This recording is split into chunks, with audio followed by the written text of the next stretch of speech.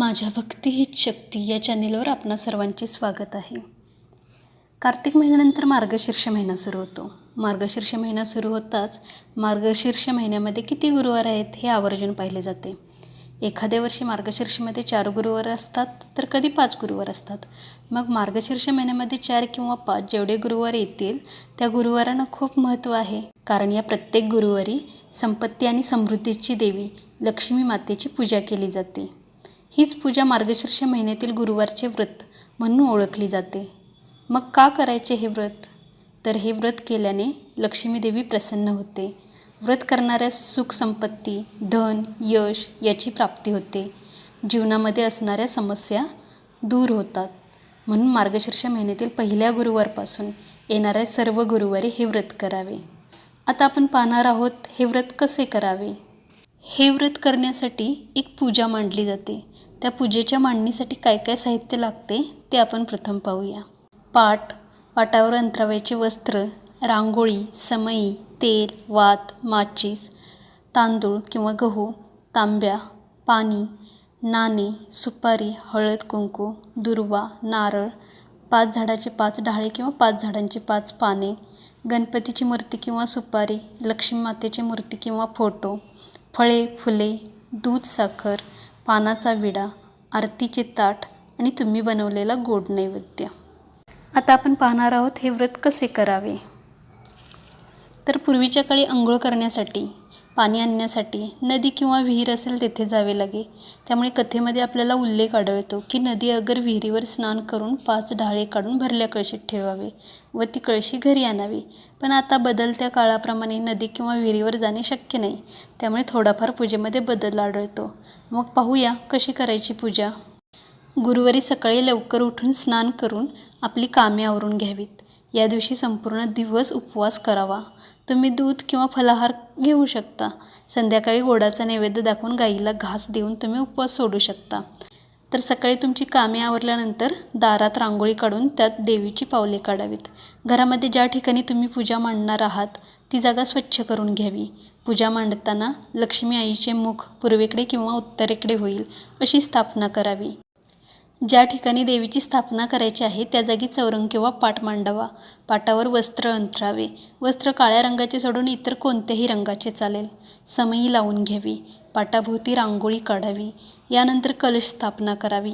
पाटाच्या मध्यभागी थोडे तांदूळ किंवा गहू वर्तुळाकार पसरून ठेवावे. एक स्वच्छ तांब्या पाण्याने भरून घ्यावा. त्यात एक सुपारी, एक नाणं, दुर्वा, हळद, कुंकू, फुले घालावे. तांब्यावर हळदी कुंकवाची बोटे ओढावीत. 5 झाडांच्या 5 डहाळ्या किंवा 5 झाडांची 5 पाने कलशाच्या तोंडावर ठेवून त्यावर नारळ ठेवावा. नारळ ठेवताना नारळाची शेंडी वर राहील अशा प्रकारे नारळ ठेवावा. आता हा कलश तुम्ही पाटावर पसरलेल्या तांदूळ किंवा गहू यावर नीट ठेवावा. नारळाला हळद कुंकू लावावे. कलशाला फुलांचा हार किंवा फूल अर्पण करावे. सर्व देवतांचे आराध्य दैवत गणेश देवतेची स्थापना करावी. पाटावर थोडे तांदूळ ठेवून त्यावर गणपती बाप्पाची मूर्ती असेल तर ती ठेवा, अन्यथा सुपारी ठेवावी. तसेच लक्ष्मी मातेचीही पाटावर स्थापना करून घ्यावी. गणपती बाप्पांची व माता लक्ष्मीची हळद कुंकू, गंध, अक्षदा, फुले वाहून पूजा करावी. तुमच्याकडे जी काही फळे असतील ती फळे मांडून घ्यावी. पानांचा विडा ठेवावा. वाटीमध्ये दूध ठेवावे. साखर ठेवावी. तुम्ही जे काही नैवेद्यासाठी बनवले आहेत तो तुम्ही नैवेद्य ठेवू शकता. देवीला नैवेद्य अर्पण करून मनोभावे प्रार्थना करावी. तुमच्या मनातील इच्छा पूर्ण करण्याची विनंती करावी. लक्ष्मी व्रताच्या कथेचे वाचन करावे. वाचन झाल्यानंतर निरांजन ओवाळून आरती करावी. तुम्हाला जर आरती व मार्गशीर्ष गुरुवार कथा ऐकायची असेल तर त्याची लिंक मी या व्हिडिओच्या डिस्क्रिप्शन बॉक्समध्ये दिलेली आहे.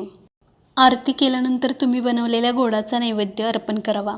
गाईला देण्यासाठी एका पानावर गोग्रास काढून शक्य असल्यास म्हणजे तुमच्या घराजवळ जर गाई असेल तर गाईचे पूजन करून गाईला ओवाळून गाईला नैवेद्य द्यावा.